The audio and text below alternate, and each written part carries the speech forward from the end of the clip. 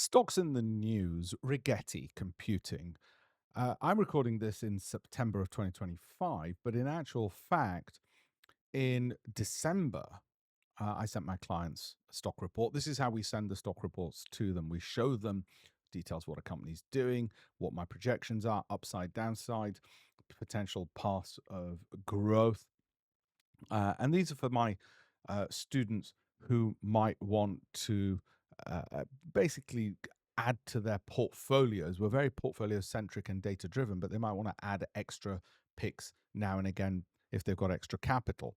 So we go into that. We like to explain to them what a company does, what might be the driver, and then give them specific exit strategies around that so they know exactly what to do, what the target period is, where they might want to put stop losses, those kinds of things. It's really more for clients who want that extra education information around just what's going on in the world beyond just buying and holding a portfolio.